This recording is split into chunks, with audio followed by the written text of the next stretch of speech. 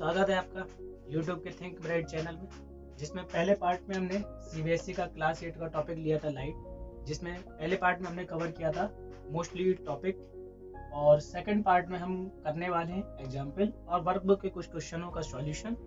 तो चलिए शुरू करते हैं। तो ये है हमारा पहला क्वेश्चन, ठीक है। तो पहले क्वेश्चन में पूछा है कि what is the angle of incidence of a ray is the reflected ray is at an angle of 90 degree to the incidence angle. ठीक है, हमने लॉ ऑफ रिफ्लेक्शन पढ़ा था। जब लॉ ऑफ रिफ्लेक्शन पढ़ा था तो हमारे पास एक सरफेस होना चाहिए। ये हमारे पास सरफेस है, ठीक है। सरफेस कैसा होना चाहिए? सबसे मस्ट कंडीशन है रिफ्लेक्शन की, surface must be smooth. Surface हो गया। अब इसके बाद हमें चाहिए लाइट। जब लाइट होगी तो जो लाइन इंसिडेंट होती है उसे हम क्या बोलते हैं? Incident ray. सरफेस से टकराकर वापस उसी मीडियम में लौट जाए, उस प्रोसेस को क्या बोलते हैं? रिफ्लेक्शन। तो ये कौन सी रे हो गई? Reflected ray. ये वाला पॉइंट कौन सा होगा? ये हो गया नॉर्मल। नॉर्मल तो एक इमेजिनरी लाइन है जो कि हमने बताया था। ये क्या हमारे पास? नॉर्मल। ये क्या है हमारे पास? जहां पर सारी चीजें मिलती है, इंसिडेंट रे, रिफ्लेक्टेड रे और नॉर्मल। तो ये क्या है हमारे पास? Point of incidence. ओके। इसके बाद हमें क्वेश्चन में दे रखा था कि इंसिडेंट रे और रिफ्लेक्टेड रे के बीच में जो एंगल है वो हमारे पास कितना है? 90 डिग्री एंगल। ठीक है, ओके। सिंपल सी चीज है। और लॉ ऑफ रिफ्लेक्शन में हमने सबसे इंपॉर्टेंट चीज पढ़ी थी कि एंगल ऑफ इंसिडेंस कहाँ है? इंसिडेंट रे और नॉर्मल के बीच में angle of incidence. Angle of reflection normal और रिफ्लेक्टेड रे के बीच में एंगल ऑफ रिफ्लेक्शन। ये दोनों एंगल कैसे होते हैं? बराबर। ठीक है, ठीक है। इसको हम चलो मिटा देते हैं, ठीक है। यहाँ पे समझ लेंगे कैसा होगा, ठीक है। अब हमें गिवन क्या था? गिवन में देखो सबसे इंपॉर्टेंट चीज है कि angle of I plus angle of R दे रखा था कितना? 90 डिग्री एंगल। कंडीशन क्या होती है रिफ्लेक्शन की? कंडीशन होती है कि एंगल ऑफ आई इक्वल होता है एंगल ऑफ रिफ्लेक्शन के। तो हम लिख सकते हैं, चलो angle of I, angle of reflection को हमने फिर से एंगल ऑफ आई लिख लिया इक्वल टू 90 डिग्री। ये ट्वाइस ऑफ एंगल ऑफ आई हो गया, दो बार है 90 डिग्री। तो एंगल ऑफ इंसिडेंस कितना आ गया? 90 डिवाइडेड बाई 2। तो एंगल ऑफ इंसिडेंस कितना आ गया? 45 डिग्री। तो यही हमारे क्वेश्चन का आंसर, यही पूछा था शायद, what is the angle of incidence.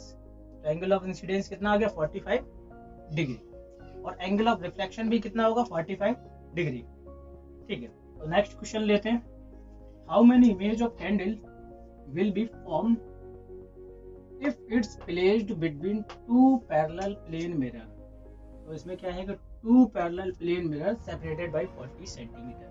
तो इसमें क्या है, देखो अगर आपने पहला पार्ट देखा हुआ तो उसमें मैंने बताया था कि मल्टीपल इमेज का एक कॉन्सेप्ट होता है। मल्टीपल इमेज के कॉन्सेप्ट में क्या होता है, अगर हम टू, ये तो प्लेन मिरर है, ये दोनों क्या है, अगर हम मैंने बोल दे क्या है, ये प्लेन मिरर। प्लेन मिरर के बीच में अगर कोई भी, ये कैंडल हो गई, ठीक है, कोई भी ऑब्जेक्ट रखा हुआ, कोई भी ऑब्जेक्ट जब रखा हुआ है, भले ही इनकी डिस्टेंस कुछ भी हो, यहाँ पे दे रखा है 40 सेंटीमीटर, डिस्टेंस डजंट मैटर, बस सम डिस्टेंस होना कंपल्सरी। दो प्लेन मिरर के बीच में कोई भी ऑब्जेक्ट रखा है तो नंबर ऑफ इमेज कितनी होने वाली है? इन्फिनिटी। ठीक है, ये कौन सा है? Multiple image concept. तो मल्टीपल इमेज के कॉन्सेप्ट में two parallel mirror are separated by some distance gives multiple image. ये इसका होगा आंसर। ठीक है, तो हम नेक्स्ट क्वेश्चन लेते हैं। तो ये हमारा थर्ड क्वेश्चन जो हम स्क्रीन पे देख सकते हैं, क्वेश्चन को स्क्रीन पे दिखाया हुआ है, ठीक है। तो क्वेश्चन पढ़ लो, उसके बाद देखते हैं इसका सॉल्यूशन। ठीक है, तो ये हमारा थर्ड क्वेश्चन क्वेश्चन आप लोगों को स्क्रीन पे दिख रहा होगा और मैंने ड्रॉ किया हुआ है। तो इसमें क्या था, 2 मिरर, चलो ये मिरर हो गया, मिरर 1 और मिरर 2, ठीक है। ये एक दूसरे से कैसा है, परपेंडिकुलर है, ठीक है। परपेंडिकुलर का मतलब एक दूसरे से 90 डिग्री का एंगल बनाया हुआ है, ठीक है। क्वेश्चन में गिवन था कि जो लाइट है मिरर 1 से इंसिडेंस एंगल कितना बना रही है, 30 डिग्री। तो इसका एंगल ऑफ रिफ्लेक्शन भी कितना होने वाला है, लॉ ऑफ रिफ्लेक्शन के हिसाब से एंगल ऑफ रिफ्लेक्शन भी कितना होने वाला है, 30 डिग्री। क्योंकि हम जानते हैं लॉ ऑफ रिफ्लेक्शन में क्या होता है, एंगल ऑफ इंसिडेंस और एंगल ऑफ रिफ्लेक्शन बराबर होते हैं। तो अगर लाइट का एंगल ऑफ इंसिडेंस दे रखा है तो एंगल ऑफ रिफ्लेक्शन हम बता सकते हैं, ठीक है, बता सकते हैं। अगर ये 90 डिग्री है तो ये वाली लाइन और इसके बीच में भी एंगल कितना होने वाला है, 90 डिग्री। तो जब ये एंगल 30 डिग्री है तो बचा हुआ एंगल कितना होगा, 60 डिग्री। अब ट्रायंगल का लॉ तो सभी लोग जानते हैं कि तीनों एंगल का सम कितना होना चाहिए, 180 डिग्री। तो हमारे पास 60 था प्लस 90 था प्लस इस वाले एंगल को हमने मान लिया एंगल ऑफ ए। कोई दिक्कत नहीं, कोई दिक्कत नहीं होता। Angle of A equal to 180 degree. तो एंगल ऑफ ए कितना निकल के आने वाला है मेरे पास, 180 डिग्री माइनस 90 माइनस 60, ठीक है। एंगल ऑफ ए कितना आने वाला है मेरे पास, 30 डिग्री। एंगल ऑफ ए कितना आ गया हमारे पास, 30 डिग्री आ गया। अगर हम यहाँ से एक नॉर्मल इमेजिनरी लाइन होती है नॉर्मल, अगर ये 30 डिग्री है, नॉर्मल किसी भी मिरर से कितना एंगल बनाता है, कितना, 90 डिग्री। तो जब ये 30 डिग्री है हमारे पास तो ये वाला एंगल कितना होने वाला है, 60 डिग्री। तो ये रिफ्लेक्टेड रे थी।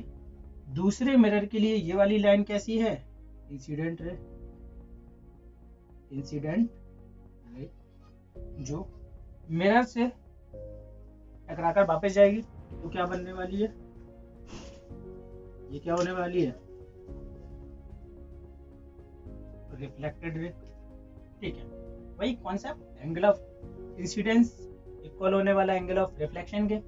तो ये वाला एंगल कितना होने वाला है, 60 डिग्री। तो यही क्वेश्चन में पूछा गया था कि angle of reflection for second mirror कितना होगा। तो angle of reflection for second mirror कितना होने वाला है, 60 डिग्री। ये किसके लिए है, फॉर सेकंड मिरर। और सेकंड मिरर के लिए एंगल ऑफ रिफ्लेक्शन कितना आने वाला, 60 डिग्री, ठीक है। तो हम क्वेश्चन लेंगे नेक्स्ट क्वेश्चन में देखते हैं कि क्या कॉन्सेप्ट हो सकते हैं, ठीक है। तो क्वेश्चन तीसरा आपकी स्क्रीन पे दिख रहा होगा। क्वेश्चन तीसरे में पूछा गया था कि एक ये पोजीशन है जहाँ पे बुज्जो खड़ा हुआ है, ठीक है, और क्या वो अपनी इमेज को देख सकता है। और पूछा गया था कि पी क्यू आर 3 पॉइंट हैं, अगर 3 पॉइंट पे कोई ऑब्जेक्ट रखा हुआ है तो उन ऑब्जेक्ट की इमेज मिरर में क्या वो उसे दिखाई देगी, ये था क्वेश्चन, ठीक है। तो पहला क्वेश्चन क्या था कि वो जो अपनी इमेज देख सकता है क्या, ठीक है। इमेज बनने का कॉन्सेप्ट को थोड़ा रिवाइज कर लेते हैं। इमेज बनने का कॉन्सेप्ट था कि जब भी कोई इमेज बनती है एक तो सेम साइज, जिस साइज का ऑब्जेक्ट है उसी साइज की इमेज बनने वाली है, सेम डिस्टेंस पे बनती है। सेम डिस्टेंस पे बनती है तो इसका मतलब सीधी सी बात है कि अगर इमेज बनेगी भी, इमेज कहाँ बनेगी, एक ही यहाँ पे, जो कि मिरर पे तो है नहीं। मिरर पे अगर नहीं है तो Bhujjo can not see her image, तो कैन नॉट सी इमेज, तो भुज्जो अपनी इमेज को नहीं देख सकता है, सीधी सी बात है। तो पी की इमेज कहाँ बनेगी, सेम डिस्टेंस पे, जितनी डिस्टेंस मिरर से पी की है उतनी ही डिस्टेंस मिरर से अपोजिट साइड में इमेजिनरी लाइन पे, वैसे इमेज इमेजिनरी होती है तो वैसे भी इमेज मिरर के पीछे सेम डिस्टेंस पे बनने वाली है। क्योंकि इमेज कहाँ बनेगी, क्योंकि इमेज यहाँ पे बनेगी, ठीक है। क्योंकि इमेज कहाँ पे बनेगी, यहाँ पे। आर की इमेज कहाँ बनेगी, यहाँ, ठीक है। अब अगर यहाँ तक है, ठीक है। अब अगर ए को पी की इमेज देखनी है तो कैसे देखेगा, तो ये तो सीधी देख सकता है यहाँ से, ठीक है। अगर उसे क्यू की इमेज देखनी है तो ये इसकी भी देख सकता है, ठीक है। अगर उसे आर की इमेज देखनी है तो आर की इमेज मिरर में नहीं आने वाली है, ठीक है, जो कि मिरर से दूर है, ठीक है। तो ये कॉन्सेप्ट, तो कौन कौन से पॉइंट वो देख सकता है, पी और क्यू पॉइंट वो देख सकता है, ठीक है। तो ये सब कॉन्सेप्ट वाली बात है जिससे हम समझ सकते हैं कि वो अपनी इमेज क्यों नहीं देख सकता है। इमेज देखने के लिए उसके पास मिरर होना चाहिए सामने, जो कि चीज़ सिंपल है। अगर कोई ऑब्जेक्ट की इमेज मिरर पे बनती है तो वो ऑब्जेक्ट मिरर में दिखना चाहिए, ठीक है। तो ये हमारा कॉन्सेप्ट है जो हम समझ सकते हैं। चलिए नेक्स्ट क्वेश्चन में हमारे कॉन्सेप्ट और भी क्लियर हो जाएगा। ये रहा नेक्स्ट क्वेश्चन। नेक्स्ट क्वेश्चन में क्या है कि हमारे पास एक पॉइंट ए है जहाँ पे कोई ऑब्जेक्ट रखा हुआ है, ठीक है। मिरर के सामने कोई पॉइंट ए है जहाँ पे कोई ऑब्जेक्ट रखा हुआ है। पॉइंट बी पे पहेली है और पॉइंट सी पे बुज्जो भैया खड़े हुए हैं, ठीक है। तो क्वेश्चन ये था कि बुज्जो और पहेली ऑब्जेक्ट ए की इमेज को देख सकते हैं या नहीं। तो क्वेश्चन ए में था कि Paheli can see the image of object A. तो ये देखते हैं कैसे। अगर हम ए का रिफ्लेक्शन इमेज बनाते हैं तो ये जाने वाली है, ये तो ये रहा, तो ये तो एक ही इमेज सेम डिस्टेंस पे, ये कॉन्सेप्ट होता है इमेज का, सेम डिस्टेंस पे इमेज बनती है, ठीक है। तो पहला आंसर है यस, पहेली can see the image of object A. Option B में क्या है, क्या बुज्जो भी इमेज ए को देख सकता है या नहीं, ठीक है, देखते हैं। अगर ए का रिफ्लेक्शन बनाते हैं तो ये तो यहाँ से देखेगा, ये बुज्जो तक जाएगा। तो अगर इसका भी बनाया जाए, ये इमेज से बाहर तो है नहीं, तो इमेज तो बुज्जो भी देख सकता है ऑब्जेक्ट ए की, तो यस, ठीक है। थर्ड पार्ट था इंटरेस्टिंग क्वेश्चन है।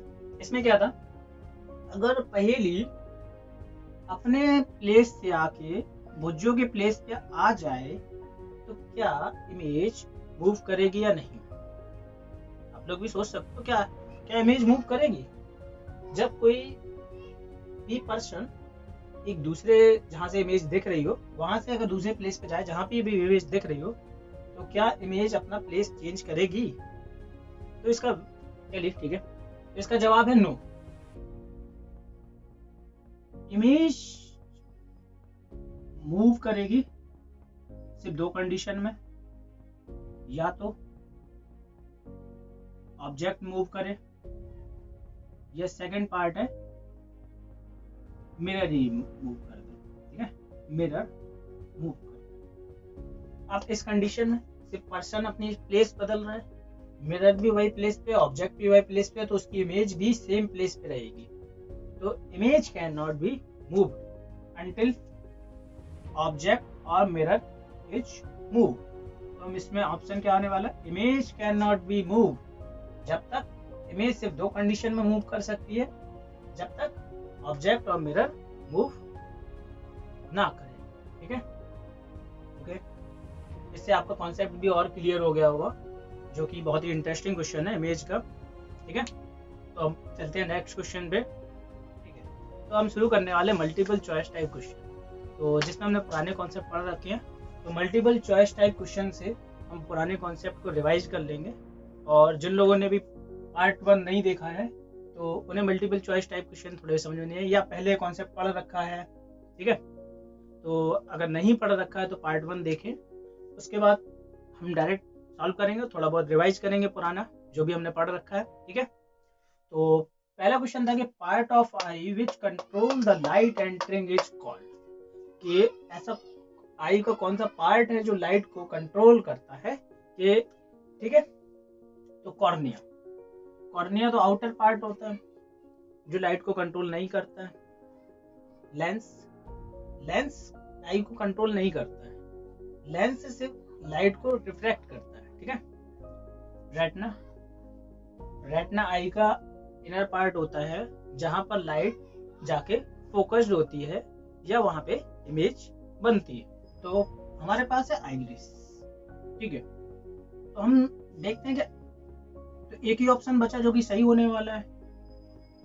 तो आइरिस बेसिकली लाइट को कंट्रोल करता कैसे है और हमें यूज कब होता है लाइट को कंट्रोल करने में, ये भी तो देखना पड़ेगा। सबसे इंपॉर्टेंट चीज है कि इसका यूज क्या है लाइट को कंट्रोल करने का, और हमें आई में लाइट को कंट्रोल करने का यूज होता क्या है, ठीक है। आइरिस करता है प्यूपिल के साइज को कंट्रोल, ठीक है। प्यूपिल साइज कंट्रोल करता है। अब प्यूपिल के साइज के कंट्रोल करता है, प्यूपिल का साइज का कंट्रोल होता कब है? ऑटोमेटिकली होता है। देखते हैं, हम दो एग्जांपल ले लेते हैं बेसिकली। एक एग्जांपल ले लेते हैं डिम लाइट का। डिम लाइट का एक एग्जांपल ले लिया, और दूसरा एग्जांपल ले लेते हैं ब्राइट लाइट का। ब्राइट लाइट ऐसा समझ लो कि मई जून में तेज धूप है, सनी मौसम है, भयंकर धूप निकली हुई है, तो उस टाइम का। तो जैसे ही हम लोग डिम लाइट में जाते हैं तो क्या होता है कि हमारी आइरिस क्या करता है, पीपल की साइज को बड़ा कर देता है, जिससे क्या होगा कि हम ज्यादा से ज्यादा लाइट को रिफ्लेक्ट करा सकें अपनी आईज में, जिससे हमें डिम लाइट में हम कोशिश करते हैं कि हमें चीजें दिखाई दे जाए, ठीक है। और आती है बारी ब्राइट लाइट की। ब्राइट लाइट में होता क्या है कि जैसे बहुत ज्यादा रोशनी है, बहुत ज्यादा लाइट है, तो आइरिस क्या करता है कि पिपल को साइज को छोटा करता है, जिससे हम ट्राई करते हैं आईज में कि कम से कम लाइट हमारी आंखों पे पड़े, जिससे हम चीजों को नॉर्मली देख सकें। तो part of I which control the light entering is called, तो वो क्या है, iris. Iris control the size of प्यूपिल। तो आइरिस ही बेसिकली क्या है, तो लाइट एंटरिंग को कंट्रोल करता है, ठीक है। अगला क्वेश्चन हमारे पास है, we can see non luminous object. क्या हम नॉन ल्यूमिनस ऑब्जेक्ट को देख सकते हैं क्या नहीं? हमने अपने पढ़ा हुआ है पिछले पार्ट में, उसमें क्या था कि हम सिर्फ दो टाइप के ऑब्जेक्ट ही देख सकते हैं। दो टाइप के ऑब्जेक्ट देख सकते हैं सिर्फ, ठीक है। दो टाइप के ऑब्जेक्ट कौन कौन से हैं? पहला ऑब्जेक्ट था हमारे पास luminous,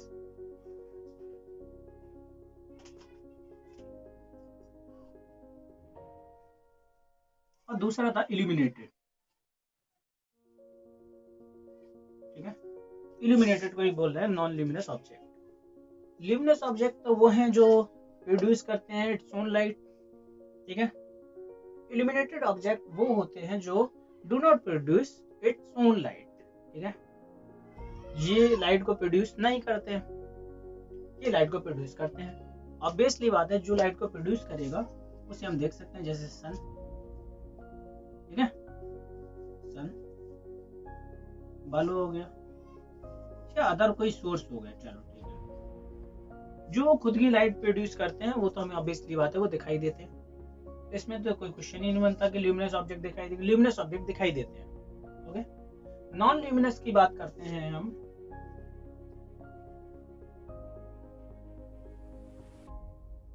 non luminous object produce नहीं करते हैं लाइट को, ठीक है।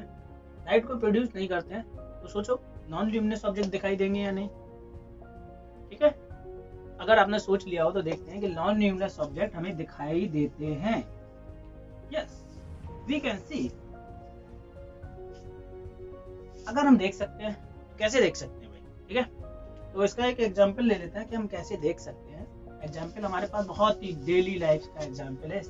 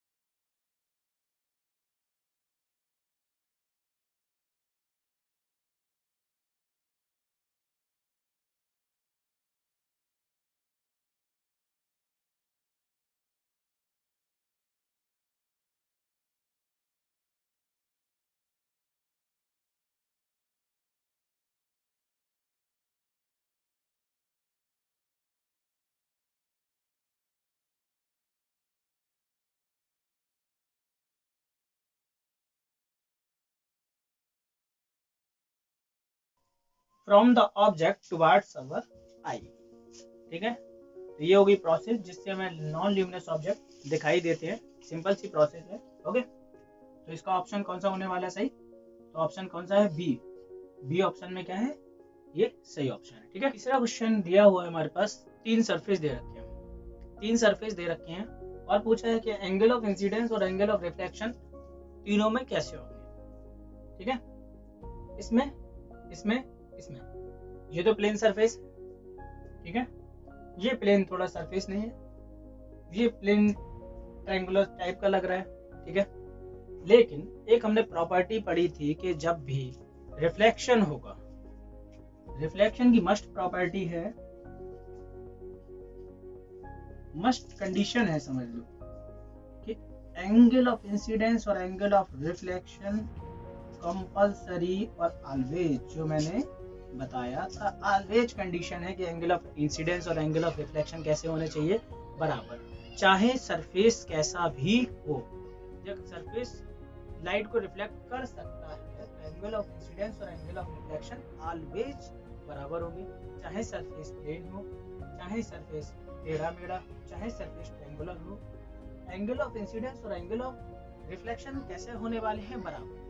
ठीक है, जो कि हमने कॉन्सेप्ट पढ़ा भी। ठीक है, ओके, तो इसमें एंगल ऑफ इंसिडेंस और एंगल ऑफ रिफ्लेक्शन तीनों सरफेस के लिए S1, S2 और S3 तीनों के लिए कैसा होने वाला है? इक्वल होने वाला है। ऑप्शन S1, S2, S3 तीनों के लिए angle of incidence, angle of reflection कैसा होने वाला है? बराबर है, क्योंकि रिफ्लेक्शन की मस्ट कंडीशन क्या होती है? एंगल ऑफ इंसिडेंस और एंगल ऑफ रिफ्लेक्शन कैसे होने वाले हैं? बराबर। ठीक है, तो नेक्स्ट क्वेश्चन हम लेते हैं, क्वेश्चन नंबर 4।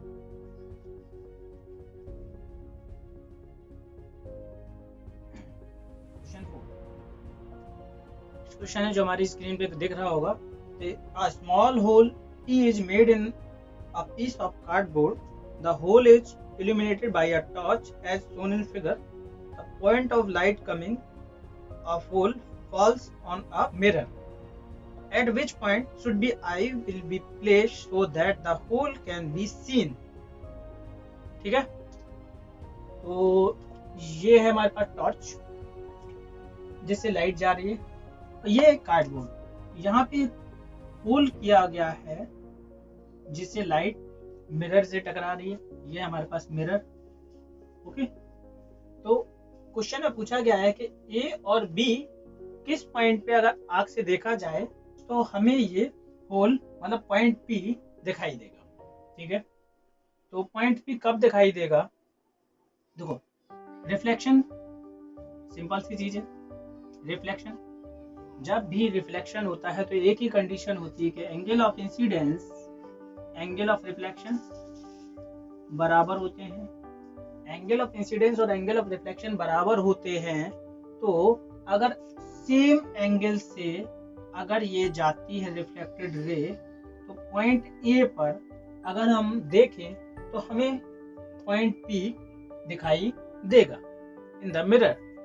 तो सीधा सा ऑप्शन है ऑप्शन ए पॉइंट से हमें होल पी दिखाई देगा। ठीक है, ये क्वेश्चन हो गया, सिंपल सा क्वेश्चन था, रिफ्लेक्शन पे बेस्ड था। एंगल ऑफ इंसिडेंस और एंगल ऑफ रिफ्लेक्शन बराबर होते हैं तो पॉइंट ए पे हमें दिखाई देगा मिरर में इमेज इसकी। ठीक है, ये क्वेश्चन हम देख चुके हैं, बहुत ही पहले भी पढ़ चुके हैं, शायद हमने ये एग्जाम्पल लिया हुआ था, तो ये क्वेश्चन तो खुद ही सॉल्व कर लेंगे, लेकिन तब भी अगर नहीं होता ये इंसिडेंट रे जल्दी बता देता हूँ शॉर्ट में।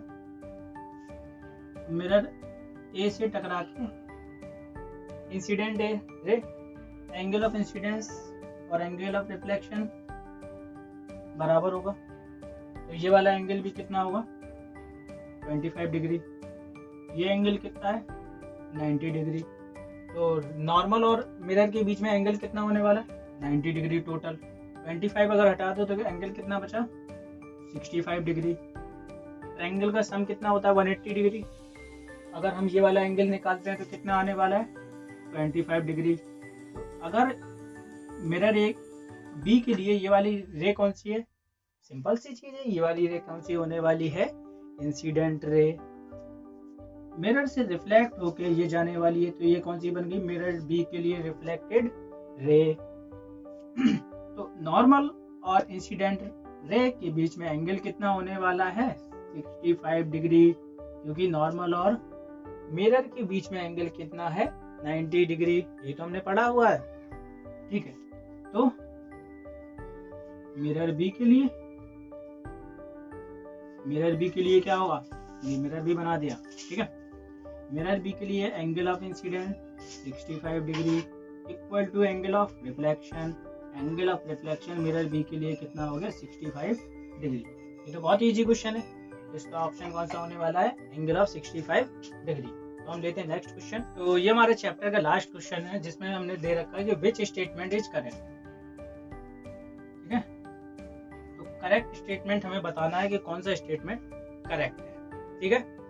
तो इसमें दे रखा है कि cones are sensitive to dim light, cones sensitive to bright light, rods are sensitive to bright light और रॉड्स कैन सेंस कलर, ठीक है। तो हम एक ही चीज जानते हैं कि rods responsible for vision at low light, ठीक है। रॉड सेल्स जो होती है responsible for vision at low light, ये ऑप्शन तो हमारा गलत हो जाता है। And not responsible for colour vision, ठीक है। And not responsible for colour vision, तो हमारा लास्ट ऑप्शन भी गलत हो जाता है। इसके बाद cone cell responsible for bright light,